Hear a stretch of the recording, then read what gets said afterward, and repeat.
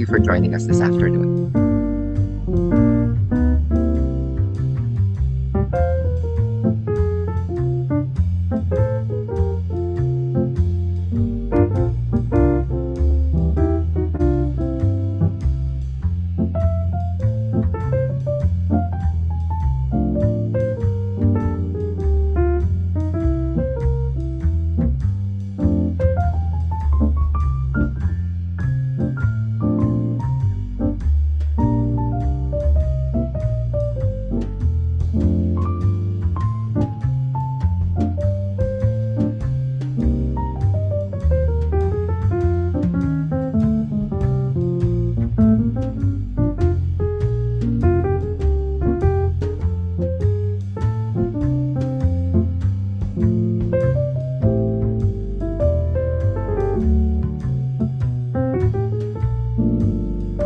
Good day from the Philippines, good morning, good afternoon, and good evening to friends and guests who are joining us from other parts of the globe. My name is Daniel C. Ratilla, the focal point for the My Climate Risk Ateneo de Manila University Regional Hub, and I will be serving as your host for today's event. It is my honor to welcome you all to the 2026 iteration of the Climate Voices on the Ground, Perspectives from Different Sectors webinar series. This is our 5th year with our series of webinars. And so if this is your first time joining us, welcome, and we hope you stay for the rest of the series. If you are a returning member of the audience, welcome back. Our inaugural session today is titled, Who Speaks for Water? Today, we will explore the complex and interrelated realities of water management and whose voices inform how we understand water challenges and whose perspectives remain unheard. This webinar series is organized by the My Climate Risk Ateneo Hub, which is hosted by the Ateneo Institute of Sustainability.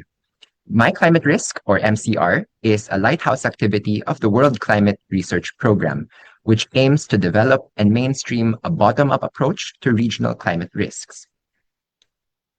In this webinar series, we explore the different contexts and experiences of climate change, aiming to understand how the same phenomena might touch our lives differently. Today's session in particular will delve into narratives and conversations around water management, something very relevant to the Asia-Pacific as we brace for a super El Nino this year. Just some reminders before we start. Please note that the program is being recorded on Zoom. On Zoom, all participants are muted automatically as they enter the meeting room. We also encourage participants to keep their cameras off throughout the event, except during the group picture taking. Throughout the session, kindly type in any comments or questions in the chat box here on Zoom. Participants through Facebook Live may also type in their comments or questions in the comments section. However, if you're feeling shy or would like to remain anonymous, please feel free to send our tech team a private message, and we will collect all of these comments and questions for the open forum later on. And finally, there will be an evaluation survey at the end of the session. Requests for e-certificates may be made through the same form. At this point, we would like to ask everyone to settle in and join us for an interfaith prayer. I invite everyone to make the sign of their faith or to join us in meaningful contemplation. An interfaith prayer for our climate. We hold the earth. We hold siblings who suffer from storms and droughts intensified by climate change. We hold all species that suffer. We hold world leaders delegated to make decisions for life. We pray that the web of life may be mended through courageous actions to limit carbon emissions. We pray for right actions, for adaptation and mitigation to help our already suffering Earth community. We pray that love and wisdom might inspire my actions and our actions as communities so that we may, with integrity, look into the eyes of our siblings and all beings and truthfully say, we are doing our part to care for them and the future of the children. May love transform us and our world with new steps toward life.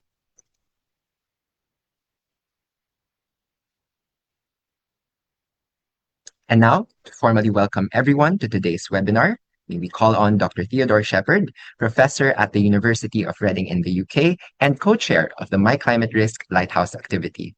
Dr. Shepherd, good morning to you. It's great to see you again. Good morning, Daniel. Thanks very much for the invitation. So I'm speaking to you from England here, where it's first thing in the morning, and I was reflecting on the fact it was indeed 5 years or more or less that we've been going with My Climate Risk. I think as you said, it began as a trying to take a bottom up approach, and I think to be honest, we didn't really exactly know what we meant by that. The people that drafted the the initial plan. I think we just knew that it meant not top down, and by that the against the aggregation that comes with the top down approaches, quantification, and being kind of rigid. I mean, I've often said that climate scientists often speak of wanting to be authoritative, but there's a tendency for authoritative to become authoritarian. You must be very, very careful there. So, in a sense, I think bottom up to me meant just leaving nothing out. But of course, it doesn't mean classifying every single thing. It just means a rich treatment, what anthropologists would call a thick description, perhaps. So that very much has a narrative element. I think we started My Climate Risk, at least those of us who were thinking about it within the World Climate Research Program, as a methodological thing. Most of us are from a physical climate science background. But ultimately, I think we've realized as the program has evolved and as we've brought in many more social scientists, especially through the hubs, that it's actually social. You know, science is a social process. And it's not only a social process, of course, but it is a social process, and it's the way that we develop structures and institutions that is really important, and that's where I think the bottom-up approach really has been very powerful. Obviously, they're closely linked because methodology and paradigm shifts are carried out by by, by communities. So Ateneo was one of the founding hubs of the original eight. Kendra was very important. She's the first person I met from your community, and it very quickly became clear that there was a match with Ateneo and what you're doing here, and the program going very quickly, as you said, Daniel. And Ateneo has been one of the most active hubs and very, very strong, which we really appreciate. I think there's a distinctive aspect. The different hubs are all in different. We have 21 hubs in total. They're all different because they come not only different parts of the world, but they're in different kinds of institutions, different communities of practice. Most are universities, but not all. Some are in research centers, and I think this diversity of the different hubs is really one of the strengths. And Ateneo is certainly very distinctive, partly because of your Jesuit foundation. I think it's the only hub that starts its meetings with a prayer. And the webinar series, which you established 5 years ago, I think is really interesting. The two different aspects of the voices from the ground. That's obviously in some sense the core of bottom up. That you start by listening from the ground. And as we were just talking before it opened, I'm an atmospheric scientist, so bottom up very much means the ground, the soil, and the water in the ground. But the other aspect of it, the climate science as if people mattered or research as care, as you sometimes talk about it, these two aspects are really foundational, I would say, to MCR, and it's wonderful to see this series continue and grow, and I always look forward to it. I join as many as I can, and I very much look forward to today's session. Thank you very much.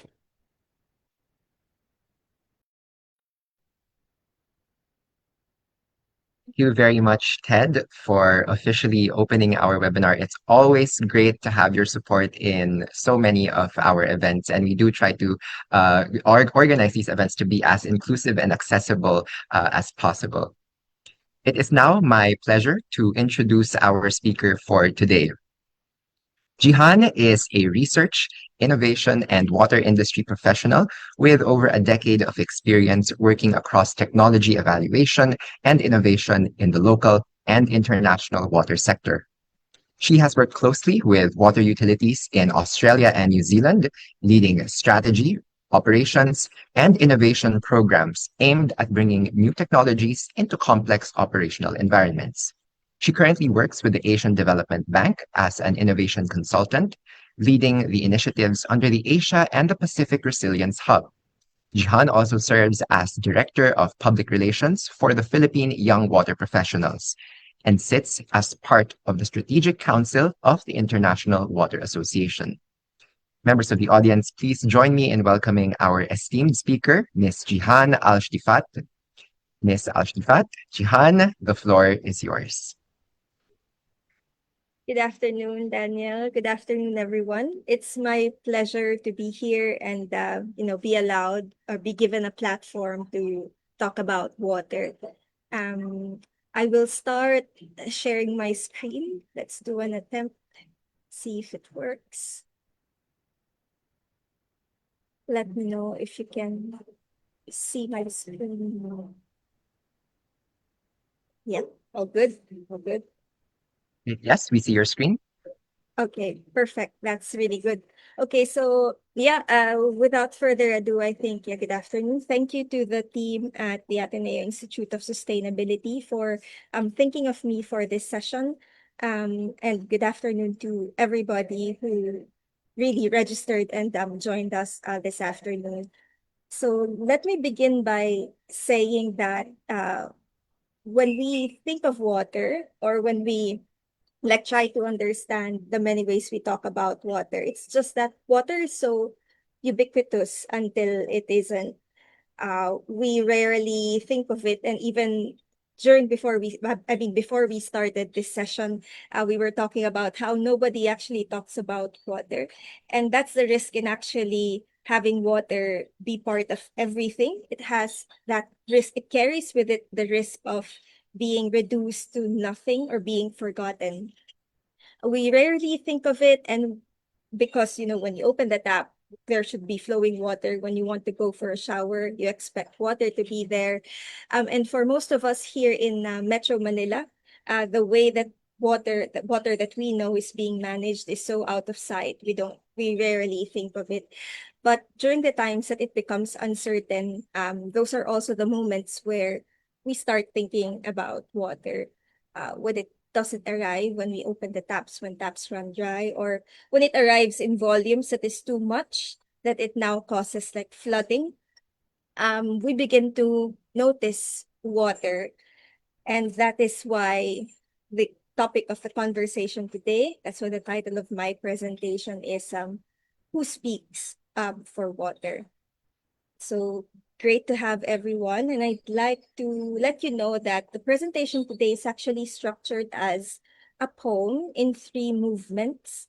We see water, we live water, and we also speak for water.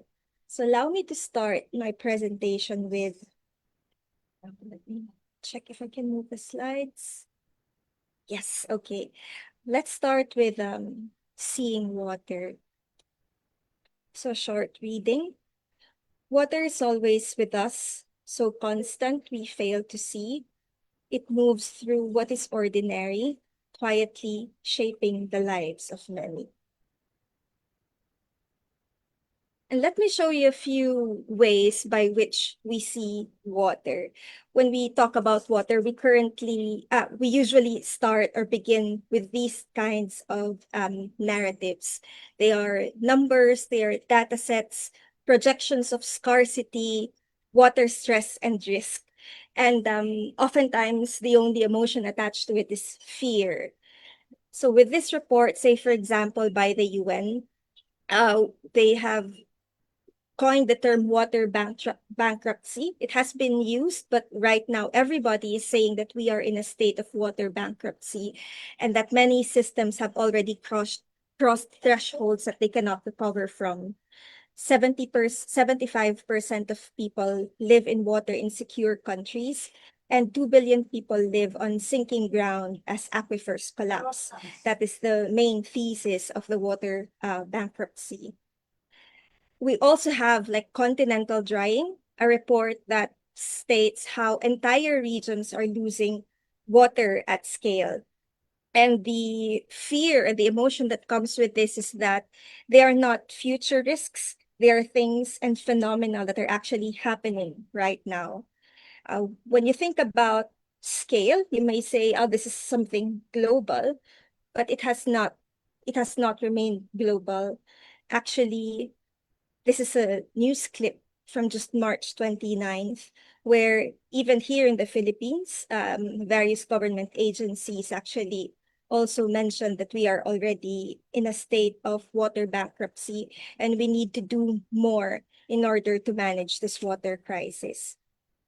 So they are present conditions, and these are being tracked in indices and scorecards. And what I would say with the way that we talk about water is that we are really, really good in measuring it, but we are less good at recognizing its connection to the way that people actually live with this water. While indices and scorecards help us measure progress, governance, and service delivery, we understand water at scale, but it's not granular enough. We do not capture the realities of the relationships of people with water. And that is why when we start thinking, when was the last time we were talking about water, we could not remember when was the last time we did it. And so let me give you a little bit of a personal lens of how I see water. Number one, of course, I see water as tap water. When I open the tap, I can use it for many different things. And I feel like everybody in this call would greatly relate to this concept. Number two, being a Manila girl, obviously floods. This is the form of another form of water that we constantly see, that I constantly see. And lastly, this might be a bit unfamiliar, but I wanted to share it. This is actually submarine groundwater discharge. And as someone who has studied oceanography, this is another form of water that I'm used to seeing. Because fresh water, when they enter a very saline environment, they have a very different density. So they form bubbles. And not very far away from Manila, if you go to Mabini, Batangas, you can actually ask the people, like the boatmen, to bring you to where the bubbles are. And the photo that you see actually has very little bubbles, but there are areas under the seafloor, even in Mabini, Batangas, where it's really just a water bubble curtain. And that is, some of the ways that I see water. When we taking another step back, how do people see water? If, for example, the four icons on the left was a game of four picks, one word, would you have guessed that the word was water? That is a question that I actually want to leave and leave with the audience as we move into really tackling how and understanding the relationship that we have with water. So most of the time, water is hidden behind the food we eat, ecosystems, our body, the clothes that we wear. It moves through everything that we rely on without being named. And that means that the way we understand water could be very different from each other because it relies heavily on how we experience it. And one thing that I like really reflecting on every time I talk about water is that beneath all the data that we have, we are not short of climate data related to water. We have a lot of it actually. But the paradox is beneath all that data is a story of forgetting that at some point we just started looking at water as a commodity that we extract, that we manage, that is a manifestation of authority of some people over others, that we forgot that it is actually the foundation of life. And this is where seeing water to me transcends into the second movement, which is living water.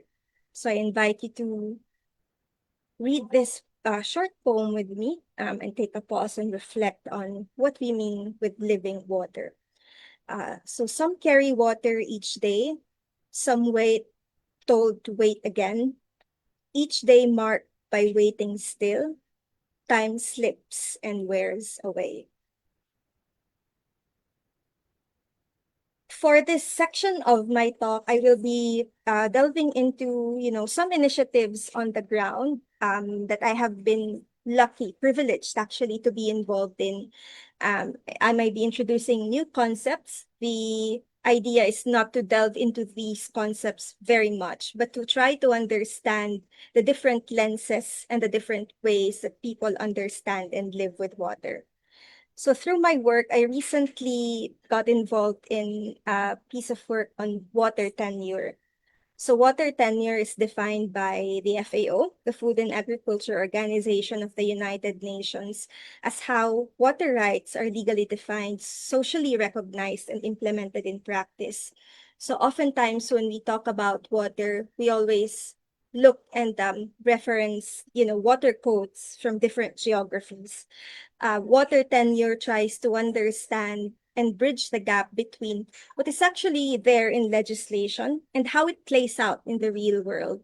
So that bridge between what's legal and what is happening in practice, that is what water tenure tries to understand. So water in this sense is shaped by relationship. It is shaped by access, by rights, by custom, and of course by power.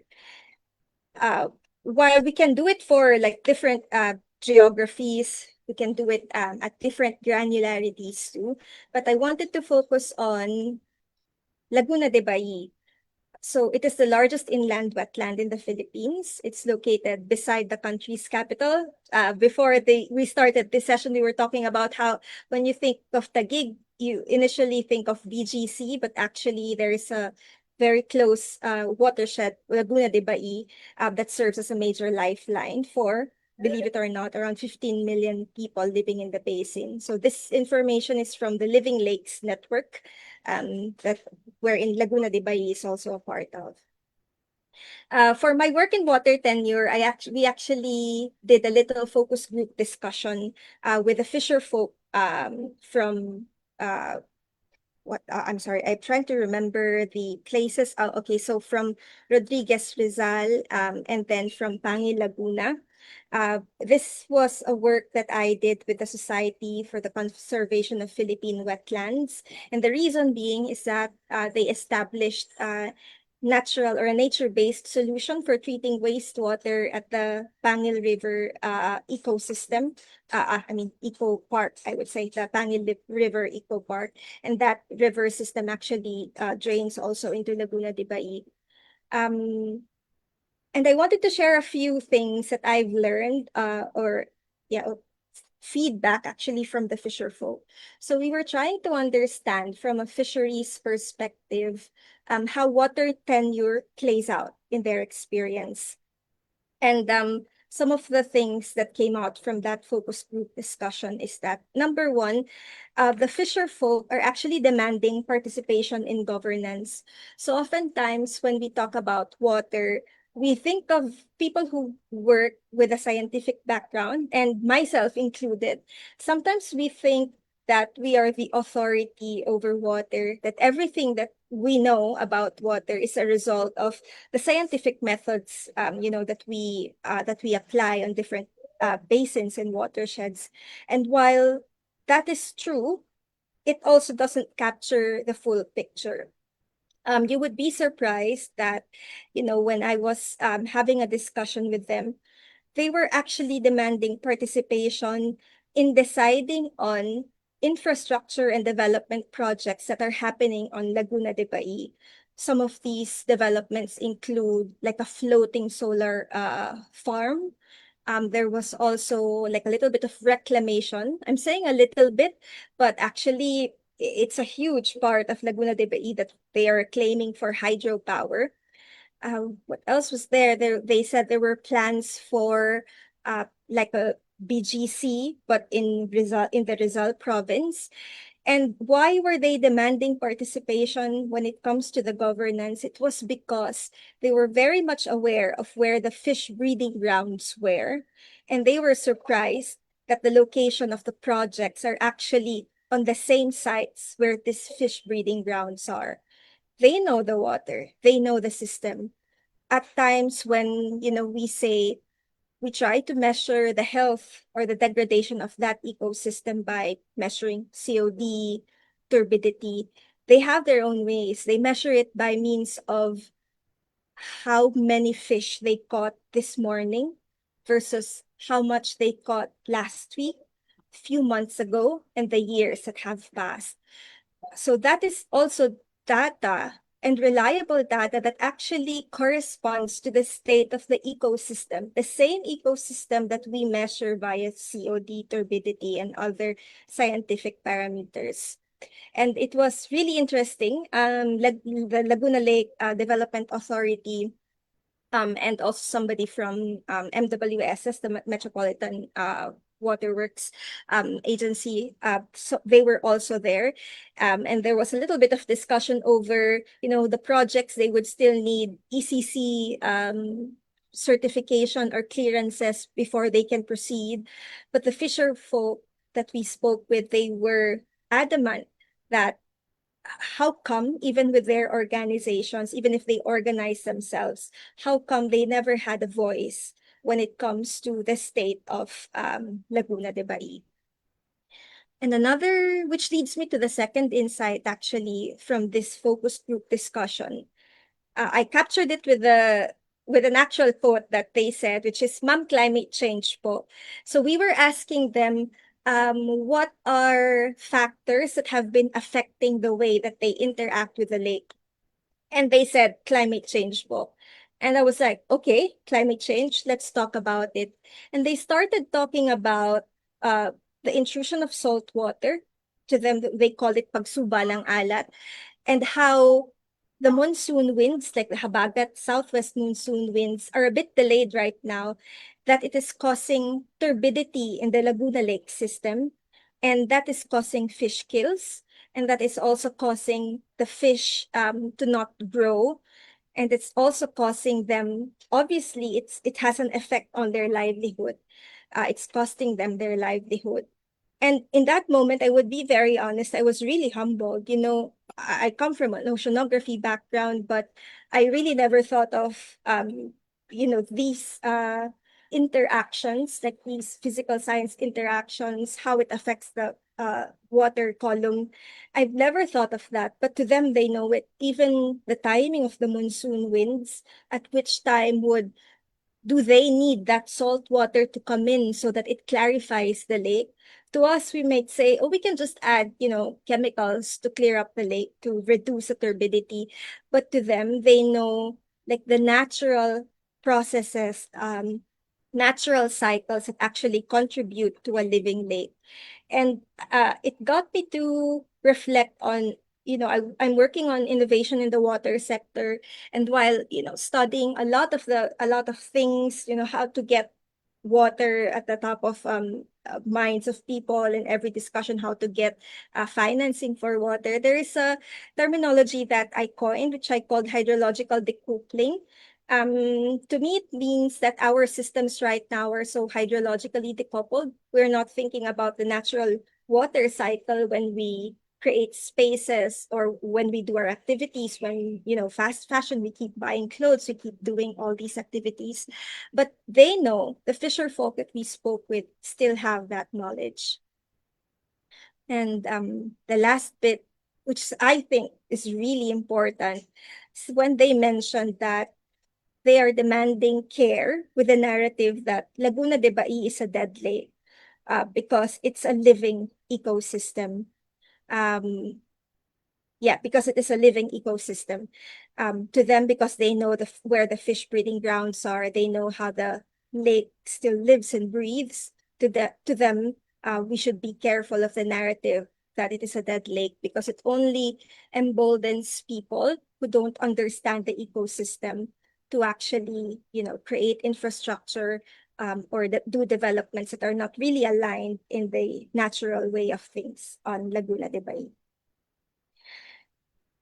This might be, something that is a bit adjacent to the reality that we know every day. However, my next example is actually just a little group photo. So this is the full group. I remember the name of the other town. I think it's Cardona. So this was a group photo of everyone who participated in the focus group discussion. So whilst that was a bit adjacent to our lived realities every day, I'd like to go on to another piece of work that I am really working on right now. I've recently become part of the laundry transformation team at the Asian Development Bank, and it really looks at unlocking water infrastructure that has been hiding in plain sight. So we wear clothes every day. Washing clothes, it's not something that's different to us, but laundry is actually one of the most water intensive, time intensive, and invisible uses of water. And once you see it, you cannot unsee it anymore. And I hope I bring that emotion in this presentation. So just a very few statistics that relates to laundry. So nearly 50% of the world's population still wash clothes by hand. And it is actually time and work intensive, but labor intensive, I mean, but it's actually the time and effort that goes into it that goes unnoticed when we talk about unpaid work that is being done. And for most regions of the world, it's actually work that disproportionately affects women. So most of the time, women are the ones who take care of doing laundry. So I wanted to say about laundry is that I actually took on the role of like doing strategic storytelling, and we did a photo exhibition on the halls of ADB, which was really nice. And this was for World Water Day and also aligned with a food systems forum that we did. Uh, these are some of my favorite photos, actually. I have two photos here that I really wanted to show. Number one, this photo of moving beyond manual washing and now having washing machines as a sign of progress in a community in India that actually is the world's largest open air laundry area. So in these dhobies wash clothes from, I think, coming from military, also coming from hospitals. So imagine the volume, and they see it as progress when somebody has been able to invest in something more, in a mechanical tool that would help with the washing. That's not done by hand anymore. But my most favorite photo of all related to laundry is actually not in the act of doing laundry, but the act of resting. Like after all the hard work of doing laundry, uh, this is dignity restored in someone who would have access to, the right water infrastructure, that would help them do their jobs, that would help them in their daily lives.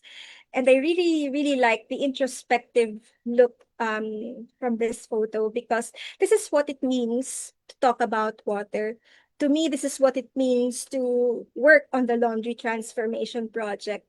That if by some means I am able to innovate it or transform it, then I am able to speak on behalf of the Dobies who are doing a lot of the manual hard work on laundry. And in working on the laundry transformation, we were able to, we thought of laundry or transforming it from three different pillars. One is systemic, the other is introducing technology, and also the last bit is on financial, introducing like financing mechanisms in order to transform this piece of everyday life that we really don't think about. So to us, something water in this sense is something that is so ordinary, but it's actually a daily negotiation for others, especially like for women who do the laundry at homes. Like it's a negotiation for them if they're able to do laundry, or if they're able to spend their time more meaningfully to invest in themselves, like maybe education, maybe in another piece of work that they could do, or just anything that has to do with self-development.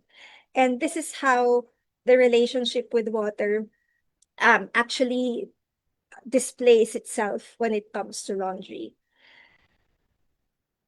And I think, yes. So when water is seen and we understand the way that it is lived by some of the people, what does it now mean to actually speak for water? So I invite you again. So this is the third movement of my presentation, and I invite you to read this poem with me. So speaking for water, we measure and plan for it. Still, we do not always hear. Lives shaped are often withdrawn, voices drowned by all the noise.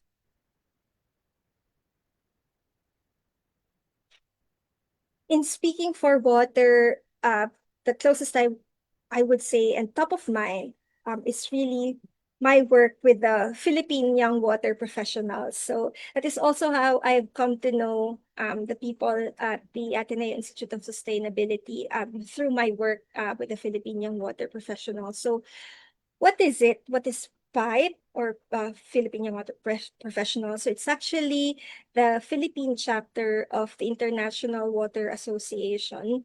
We are the youth chapter, and this is really a platform for diverse YWPs, young water professionals, to come together to learn, share, and work together to get our voices heard and make our ideas happen. What I see the role of the Philippine Young Water Professionals is it's not just a network, but it's actually like a platform to connect, translate, and convene. Number one, connect people who would not otherwise have met with each other, in the Philippines. And I think it's mostly true for people who are this side of the world, in Asia and the Pacific. By the time that we start thinking of ourselves as a water professional, we're already towards the end of our YWP journey, as we would say.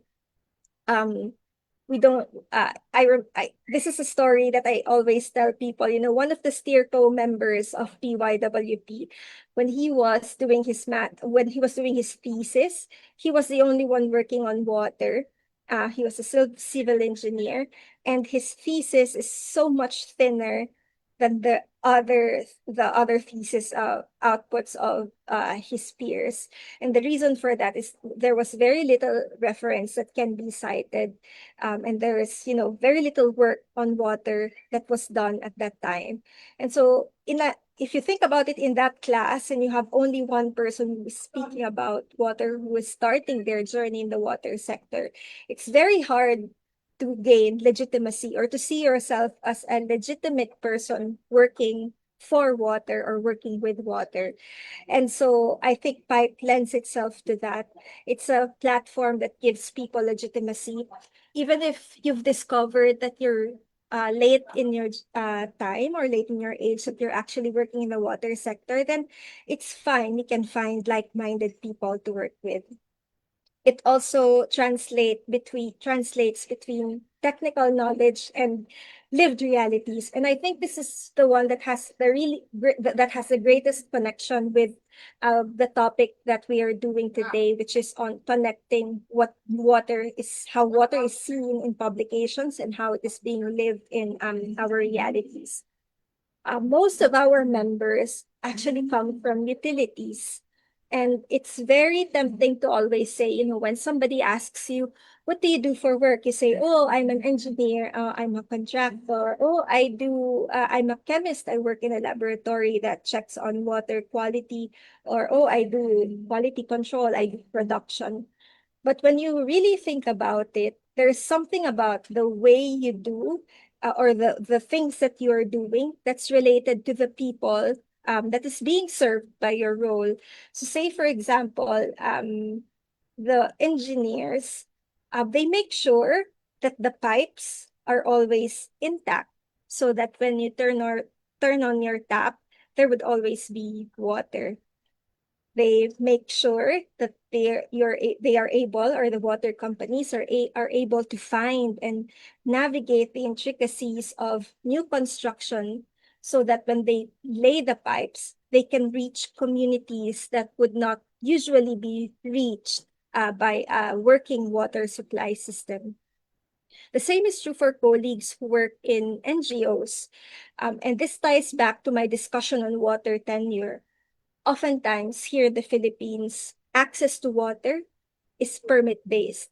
You need to have permit. You need to get a permit. And it's funny you think about, the meme on getting IDs here in the Philippines. Like, if I want to get an ID, then I need an ID to get that ID. It's the same for water. Like, if you were to get a permit, you need documentation of like land title, etc. But the reality that we have here is that there are a lot of people who don't have access to those resources. So do we leave it at that? Do we just say, oh, sorry, you cannot comply with the requirements of the permit. Therefore, you do not have right to access clean drinking water. But that is not we do. That is not what we do. We have members who are working in NGOs who serve as like the last mile, or who do the last mile approach in order to get communities to have water. We also have entrepreneurs like somebody in Abusan who is running this small social enterprise in rainwater harvesting, so the floating communities could have access to water. We also have people from academia who are working on antimicrobial resistance, which is very important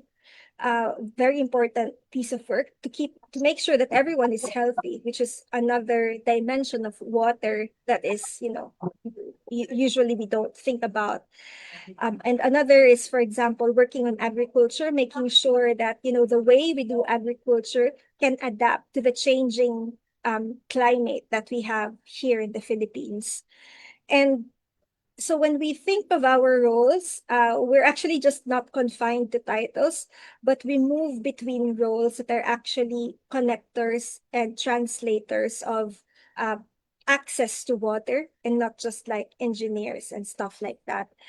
And it took a while before I actually appreciated that convening role, or that this platform that Pipe can offer. In the past, I kept thinking, what is an activity that we need to do? We need to do something that is more visible. But I did not realize that by just legitimizing this platform, we are able to touch more people, and we're able to speak for more people in the context of water.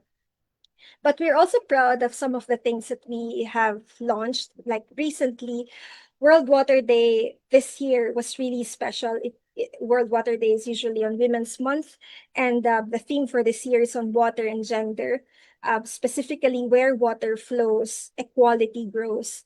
And for this season, our project was actually to get a grant for 5 Filipinas in order to sign them up to the Iowa network, which means career building, but also empowering them to continue the work that they are doing and speak for the people behind the work that we are doing at a larger stage. We are now talking about the Iowa, the Iowa network, and I really really love that we are able to pull this off in Women's Month, where that and World Water Day, where the tagline is where water flows, equality grows. And so that's another aspect of water which I hope that we continuously improve on. Okay. I wanted to show, like, we're getting towards the closing of this whole presentation. And I wanted to show you this the book design. It's actually a book design. It's a Human Development Report in 2006.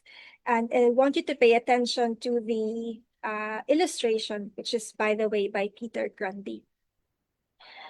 If I were to ask you, or this was a case of me obscuring the year when this book was published, would you have guessed that this was something from 2006? Or would you have thought that it could be something that was just published because the image really resonates with the reality that we have at the moment. I don't know about, I probably won't be hearing about your answers, but I'm happy for you to put them in the chat. But for me, it's the latter. To me, it's very powerful to me that something so simple is very striking to the realities that we have today, that water access is still locked behind systems, behind people. Um, and it makes you appreciate more the role that you're working in the role that you have working in the water sector. And like many people, like from the utilities, during the pandemic, they were out there but with very little recognition, because like we said at the beginning of this presentation, water, as we know it, is so far is managed out of sight. We don't think about it. We just know that during the pandemic, water continued to flow. But behind that reality were people on the ground who were really working overtime, going out there when nobody else would want to go out, just making sure that we still have access to water so that our systems or our society would not collapse. And there is a line that I keep returning to, inspired by Ida Lewis, the great lighthouse keeper. I always say, if we understand what water means in people's lives, it becomes difficult for us to say that speaking for it is not our place, because every time we are working on water, we are actually speaking on behalf of someone, and that is something that we should be proud of. And that is something that we should continuously do. And back to my point about hydrological decoupling, this is where, from a systems perspective, we try to look at water as something stable.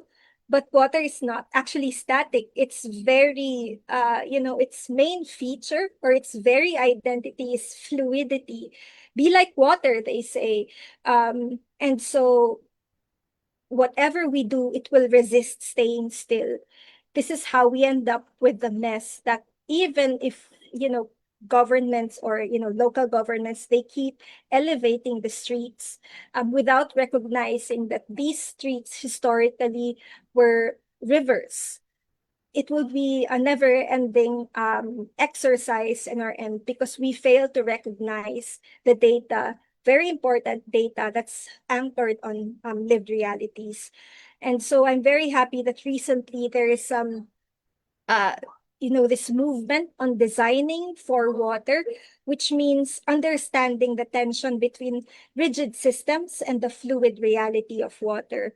And hopefully, in a few years, this graphic won't be as relevant as it is today, because we were able to change that by listening to the people and actually doing that bottom-up approach when it comes to climate data or to water data per se. Next slide. Okay. I would like to close my talk by saying that it the way that we see and that we talk about water recently, and actually not just about water, but about climate per se, I've seen this trend of the way we talk about it being anchored on values, which is really, really good. Number one is hope. Hope that idea that things can improve. Hope in the way that Rebecca Solnit would put it, like something that would inspire us to spring into action or to continue to do what it is that we usually or that we are actually or already doing. The next one is care. The responsibility that we have to systems and people, that even if we are on the science side, like even if I am on the science side, and the way that I would approach talking about water would be from a perspective of collecting data, deploying sensors, we should also exercise care, because the community, locals know also, when they experience water, we don't even have to tell them. They know the climate realities. They've seen, they've collected data. It's just in a different way. And we need to be able to bridge the scientifically accepted data that gets published in papers between the local understanding and the local realities, and how they also collect and interpret data about water. So hope, care, the last thing, the last value is actually me trying to predict what would come out. And it's basically anchored on the work that I do and what I'm seeing in the horizon. And I hope that it is dignity, not an abstract idea, but something talking about water that is grounded in time, in labor, and the voices of the people who are actually affected by water access. So I used to think that making water top of mind was the goal, but recently I've come to see that it is not actually a destination. I quoted Sonnet in the beginning when I was talking about hope, and in her book there was really an interesting metaphor with moths. So moths use the moon as a way to navigate.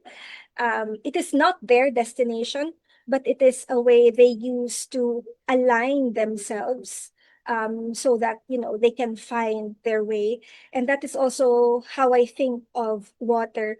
It's not a destination. Making water the top of mind in people. It's not the destination I would want to arrive at, but it is a way that I want to orient myself. And so I in such a way that I would keep talking about water. And when I say I keep talking about water, it means continuously doing what I am already doing. And I hope for everybody who is still on this call, it also means continuously doing what you're already doing. Because as I've said, whatever it is that you do in the water sector, remember that you're speaking on behalf of someone else. And that is the most important thing. And that is the thesis of this presentation that I put together. To end this presentation, April is Poetry Month, so let's read a poem together. Okay, let's start. So, water is everything, but in its constancy, it becomes invisible. And when something becomes invisible, so do the people most affected by it. Water feels constant until it isn't, and for many, it never was. It is carried in pails, measured in basins, wrung into cloth, and often negotiated. It is time, it is labor, it is carried through hands that rarely know rest. Our araw-araw is another's hintay muna, a wait that knows no end. Yet when we speak of water, what do we really speak of? A river, a dam, a network of pipes, or a life lived around it. Two H's, one O, how much depends on whose stories we know. Who speaks for water, or more than that, when voices rise and truths appear, are we ready to listen and at last to hear? Thank you very much again to the Ateneo Institute of Sustainability for inviting me for this presentation. Thank you everyone for being part of this webinar. And I hope the talk got you inspired to continue the work in the water sector. I hope it was also able to give you a fresh perspective about talking about water, so that people remember that we talked about water. Because if we keep talking about water from data and tables, we will not remember that the last time that we talked about water. So yeah, thank you very much. I will stop sharing my screen. Thank you, Daniel. Wow, thank you very much, Jihan. That was a powerful and comprehensive talk. And if you were able to see the numerous Zoom reactions that were happening as you ended your talk, I'm sure you would notice that the audience also agrees. It was really a wonderful talk. And you touched on the often invisible nature of water, on culture, on participation, on access. And I noted that all of this is really grounded on justice. So I'm sure that this will really open the door for a very colorful and lively Q&A session. So at this point of the program, we'll now be having our open forum.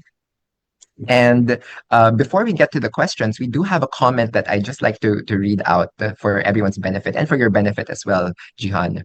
So we have a comment here from Maria Elizabeth of Jesus. Listening to Miss Jihan, my heart is burning, and I feel so connected to her words.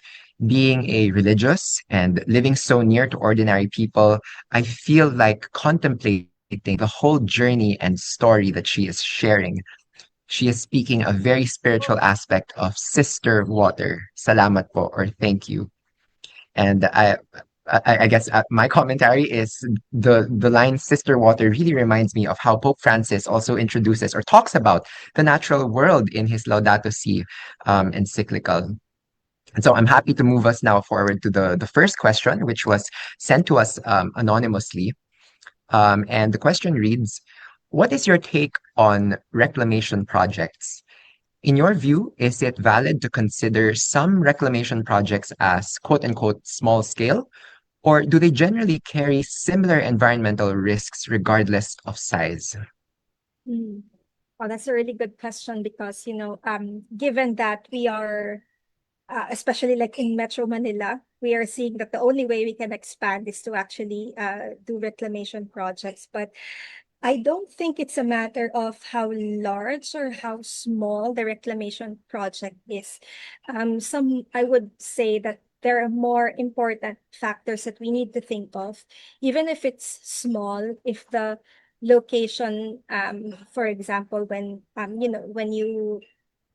you think about where it will happen and what would if you model what would happen now to the usual trajectories of like the river basins that go through it, like how would they now where would the water go, basically, let's just say where would the water go, and try to model that.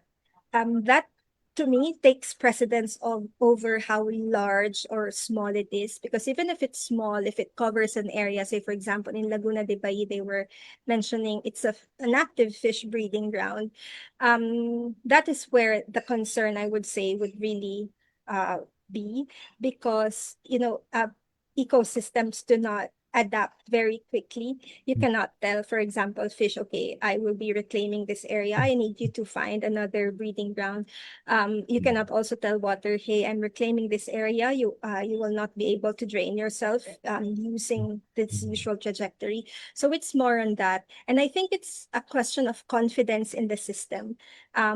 Reclamation projects we've seen a lot. For example, in Singapore, they are also doing a lot of reclamation projects. But in the Philippines, there's a negative connotation upon hearing reclamation because of, I would say, lack of public trust in the systems that are currently existing. And I feel like that is the first thing that we really need to address when it comes to this. Yeah, I mean, I agree. You really cannot tell fish to find another breeding ground or tell water to flow differently. And, I think that this really speaks to how we've really have what you coined as hydrologic decoupling. I really love that word, that decoupling, because we don't have a relationship with the natural environment anymore. And so Yeah. that's sort of connected to the next question. This was actually a comment from Alejo Gonyo, but I thought I'd also switch it around and phrase it as a question. And Alejo's question reads, water districts remain chronically undersupported by the national government here in the Philippines, with growing pressure to rely on joint venture arrangements that often prioritize financial returns. This weakens public service delivery and shifts water provision away from its core mandate as a public good. And at the same time, public trust is further eroded by recurring concerns over governance inefficiencies and alleged misuse of public funds. So, would you like to speak more about this? I'm perhaps this has come up in some of your conversations with, especially the fisherfolk community in Laguna de Bay. Yes, that's right. And I agree very much with this comment. And I'm glad that, you brought it up, Daniel, even as a question, because I really agree with this, and it's very similar with also the people, our members in the pipe network who are working in the water utilities. Oftentimes they bear the brunt of the anger of the people when the water systems don't work.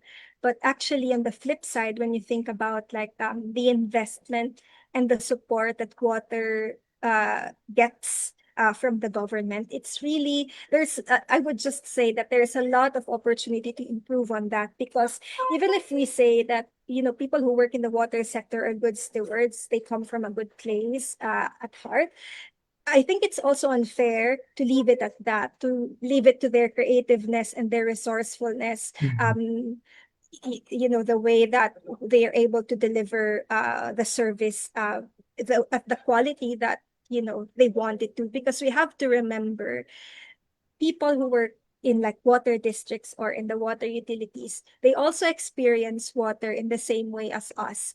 Like if someone from the water district, I'm sure they would not want to go in a joint venture with a private company that could not reliably deliver water, because somehow where they live, they might also be covered by that same service. And so this is not it's really not us against each other.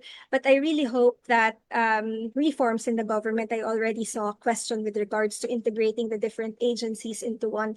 I hope reforms happen. And maybe this is maybe where the water bankruptcy and fear emotion comes into play. Hopefully translates into more investment in the water sector. And it's a really interesting thing. Financing in the water sector is an area that I really, really love.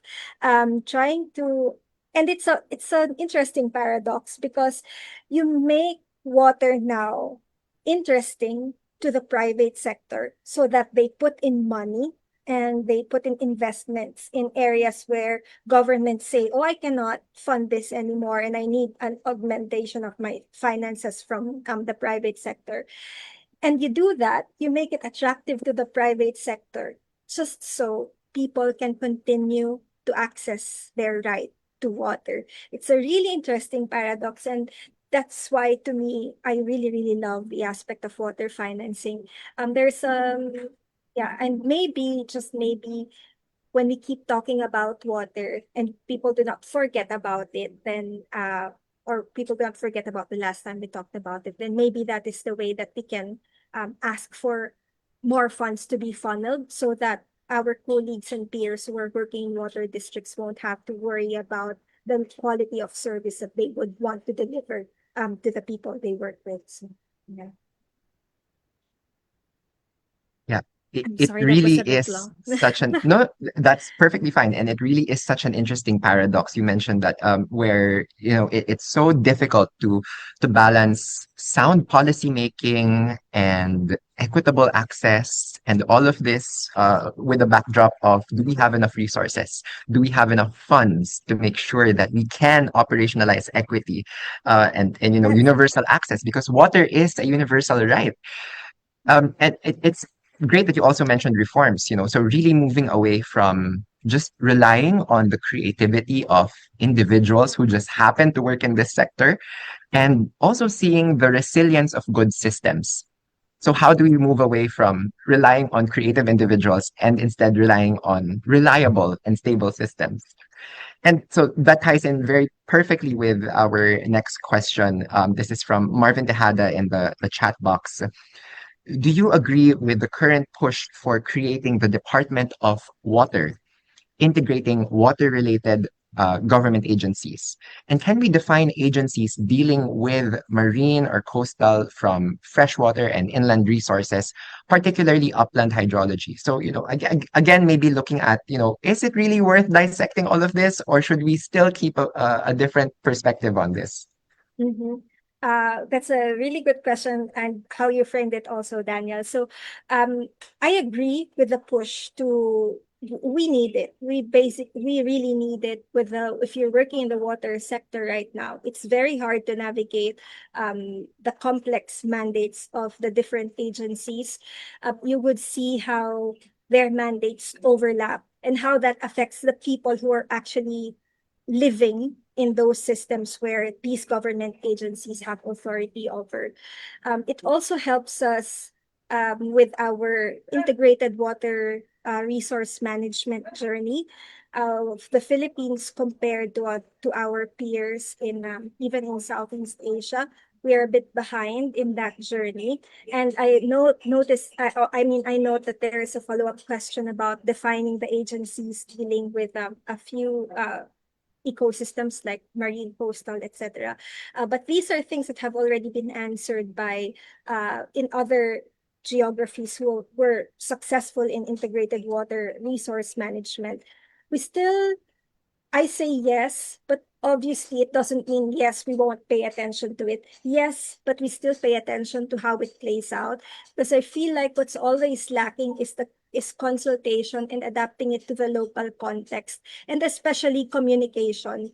Going back to the Laguna de Baia example, the fisher folk there, it was a really interesting story. They said that some municipalities had an ordinance where they can't fish if they don't come from that municipality.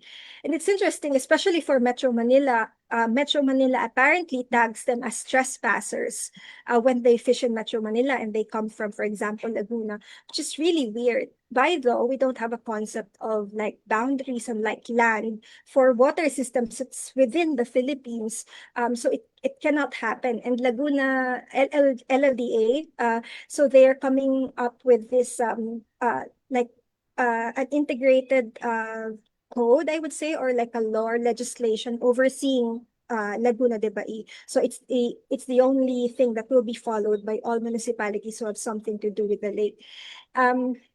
It's interesting that they have that, but they were not able, in that moment where we were doing the FGD, they were not able to communicate it to the fisher folk. And so everybody was like, that's good news. How come we didn't know? And you would think it's just a very simple thing of maybe, I don't know, bringing the memo down to the community leaders or to organizations and them telling, Laguna Lake LLDA, they're doing something to help us. But the mere fact that that simple piece of message did not get passed actually had a lot of consequences for them, like in their fears and the way they think. So when we do that integration of water related government agencies, we really need to work on the way we communicate, and for us, the public, take part in the conversation, be part of it, because while it is a good move, we need to make sure and that our voices are heard,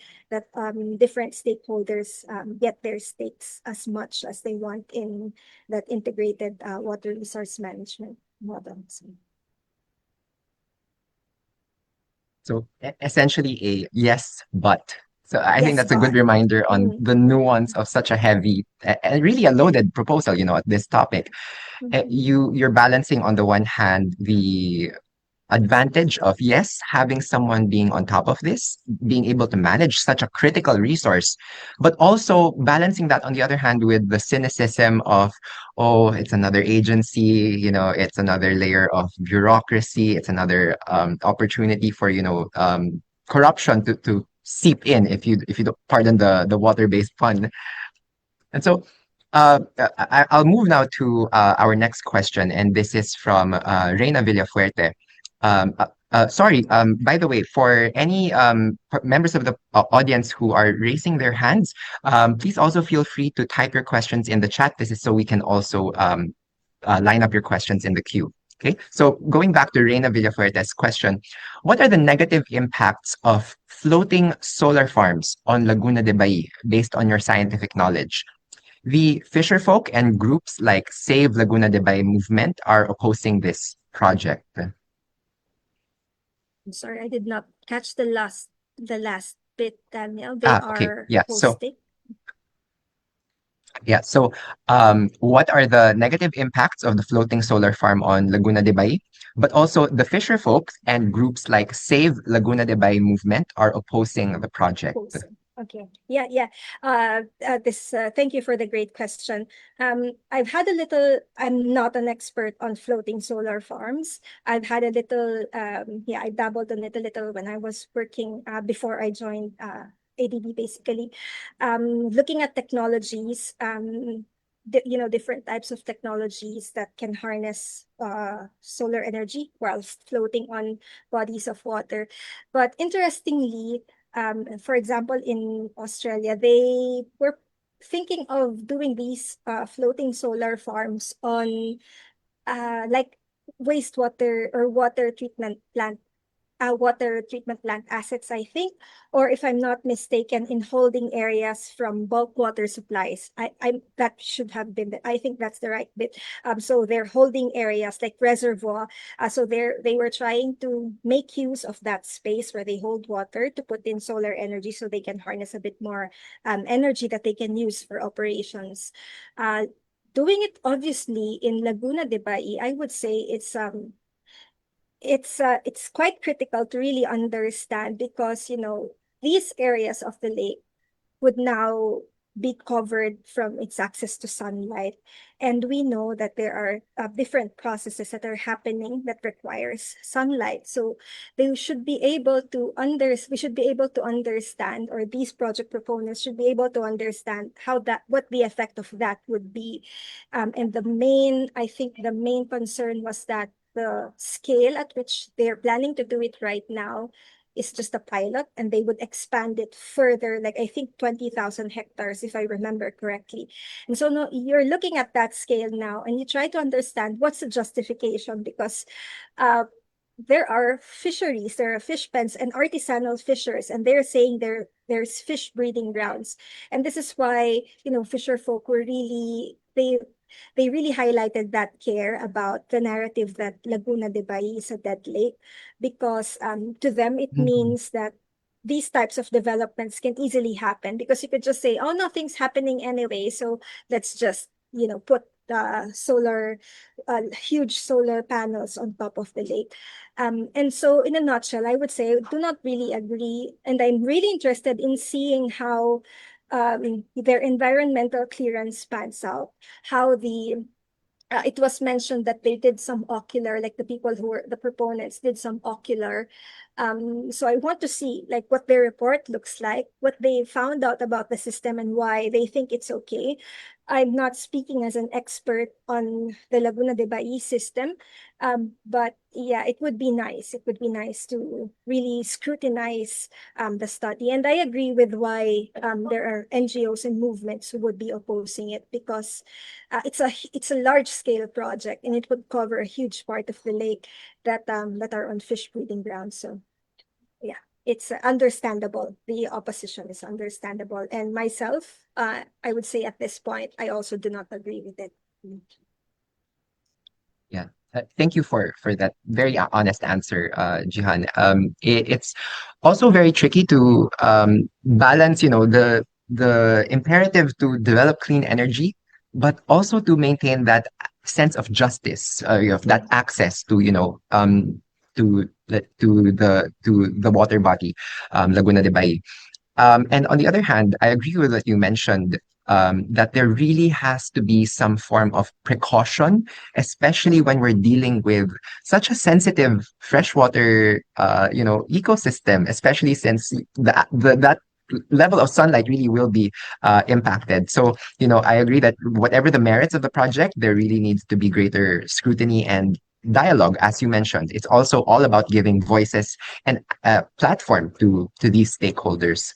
Yeah. And And so, if I may add, yeah, sorry, Daniel, if I just may add very quickly, in Australia, that's the reason why they were trying to maximize the space in their bulk water, plants, was that initially solar farms were being built on land which were encroaching on indigenous people's lands. And that's always the case. Like, okay, you want to harness, clean energy, but at what cost, like you've mentioned. And I think we can, replicate that thinking in this system, because when fisher folks say like, there are no more places for our boats to pass through. And it actually came from them, a remark that they were not against development, but they could have proposed a better location for where the floating solar farms would be placed. And something like that, the relationship like that, I think is something that I would want to support, rather than just, allowing people to go on with their development.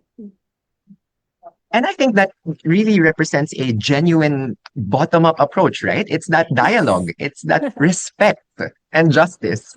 And so, I'm really astounded how time flies with these kinds of events. It's now just 1 minute before, the end of the open forum segment. And so I'm very sorry to the members of the audience whose questions we couldn't accommodate here live.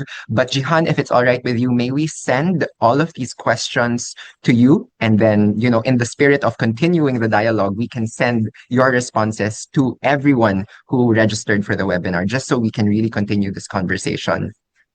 Yeah, happy to do that, Anya. Happy to do that. Yeah, and maybe as a parting note, if people want to stay updated with the work that you and the Philippine Young Water Professionals are doing, how can they stay in touch? With the Philippine Young Water Professionals, we are on Facebook, so you just look for the Philippine Young Water Professionals. If you're a LinkedIn person, we're also on LinkedIn. I think we're opening up our membership again for people who are working in the water sector who would like to be part of the organization. It's free anyway, and it really is a platform where everybody can connect and speak about water, talk about your work, and maybe find a little bit inspiration from all the others too who are working in the water sectors. Okay, we do have an interested member of the audience, so I'm Yeah. very happy to let you continue that conversation there. And so, thank you very much, Jihan, for your answers, and thank you as well to our participants for your questions and for the very engaging open forum. This is a really great way to start this series. And so, with that, we now move to the awarding of the certificate. Allow me to read the citation here. We present this certificate of appreciation to Jihan Al-Shdifat for sharing her time and insights in the webinar entitled "Who Speaks for Water" on the 24th of April, 2026. This certificate is signed by myself as the focal point of the MCR Ateneo Hub and by Dr. Emmanuel Delocado, the director of the Ateneo Institute of Sustainability. High-res and signed electronic copy will also be sent to you, Jihan, via email after this call. So thank you very much again, Jihan, for sharing your time and insights with us. Thank you too. And Thank with you that, so much. to deliver the closing remarks, we now call on our dear colleague, Dr. Nikki Carci Cruz, Assistant Professor at the Department of Interdisciplinary Studies here at the Ateneo, and one of our valued collaborators at the Hub.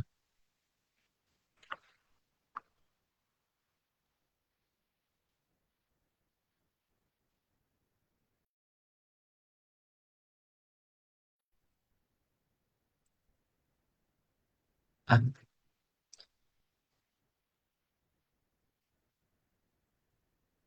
if we could have the technical team to please unmute Doc Nikki. There we go. Oh, sorry, Doc Nikki. It seems you were muted again.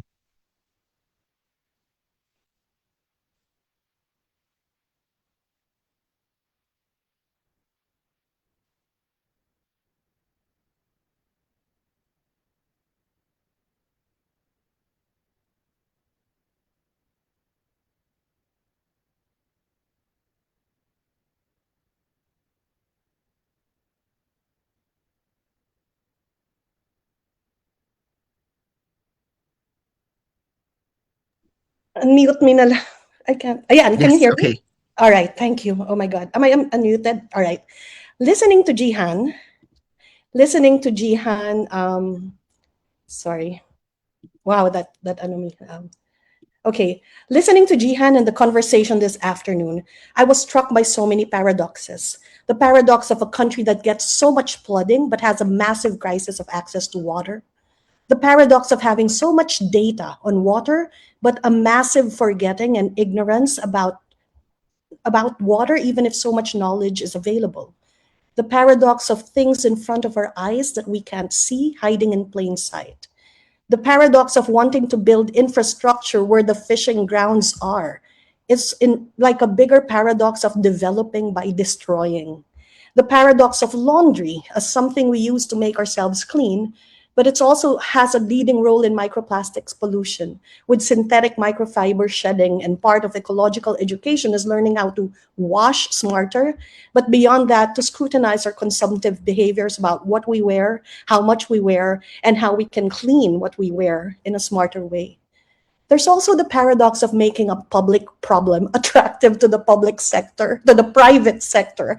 To me, that finance thing was really making my mind think, we need private finance as a way to secure something that is supposedly free. And even during the Q&A, I learned about the paradox of territorial disputes of where people can fish.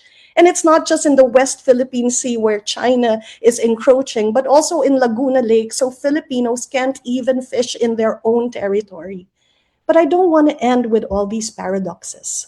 I want to emphasize meeting points.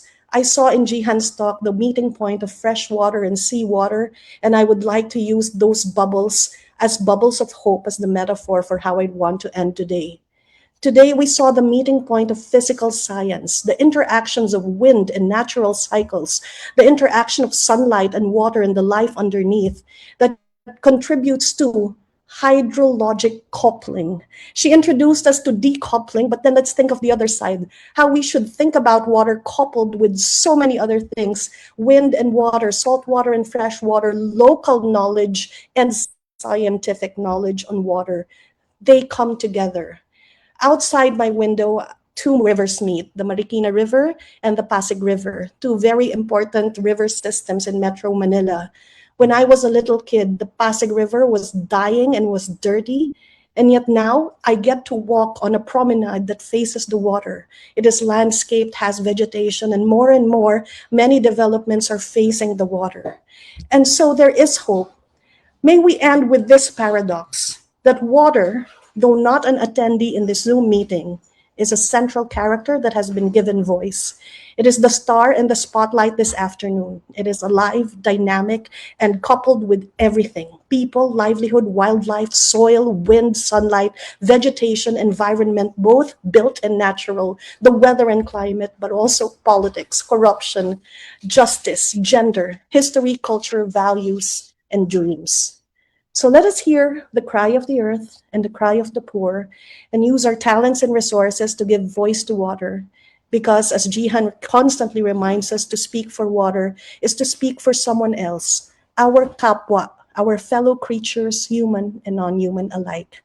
Thank you very much, Jihan. Thank you very much, everybody, for showing up. Thank you so much, Dr. Carcy Cruz, Doc Nikki. Indeed, we all have bubbles of hope that we can take forward, that we can nudge forward. And it's always a pleasure to have you have your insights help us to really synthesize our sessions. At this point, may we request everyone to please turn on your cameras for our group photo. Okay, this is really just for our documentation purposes. So I will be taking the screenshots. We fit in a few screens, so I'll just give a few seconds for everyone to turn their cameras on if they're comfortable with it. So nice to put faces to the names who have been involved in our open forum. And we really hope that we can see the rest of you in the rest of our series for this cycle. Yeah. So I will be taking the first screenshot in 3, 2, 1.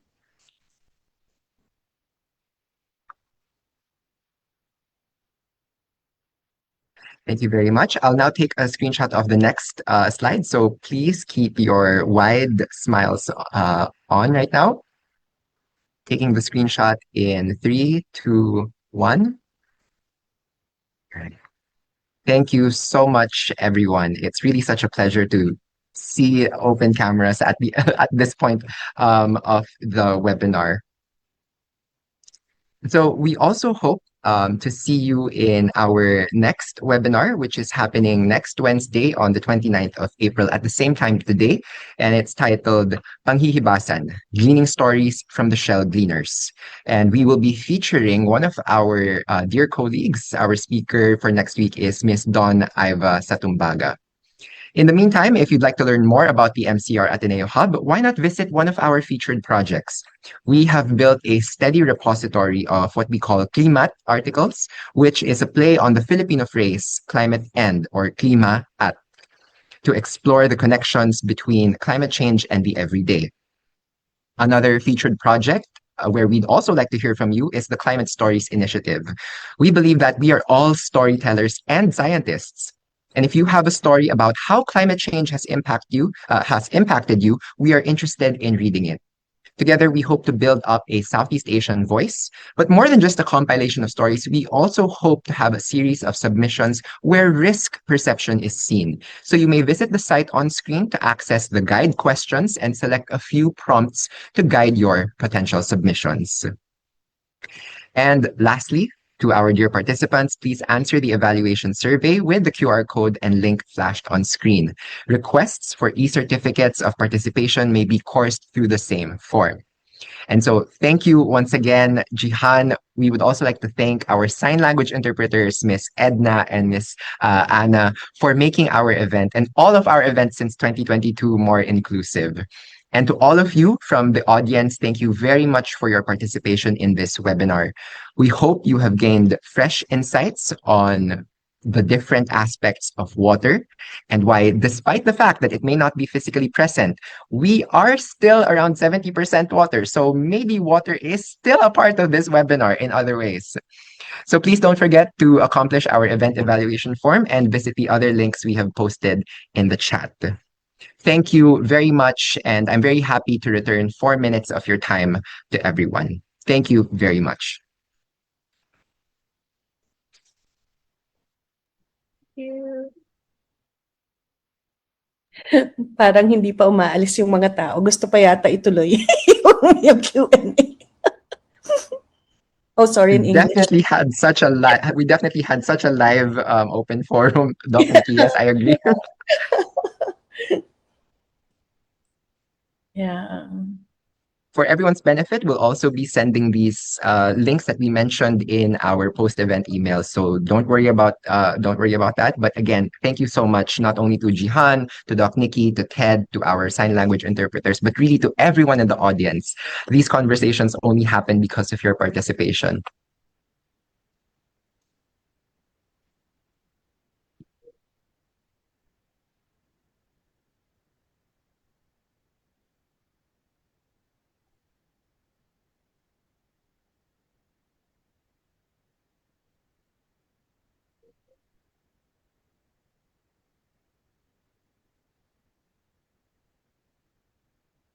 It seems that there is a problem with the evaluation sheet. So let's just bring that up. In any case, we are also happy to send this over in our post-event email, but we will be sending the correct link in the chat shortly.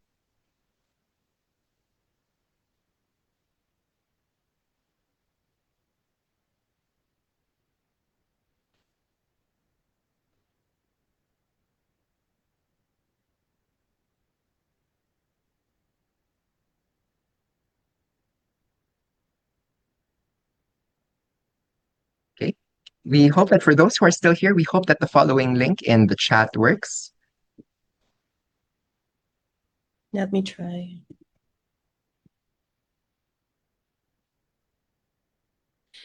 It works for me. It also works for me. Yay. More importantly, I hope it also works for the rest of the audience.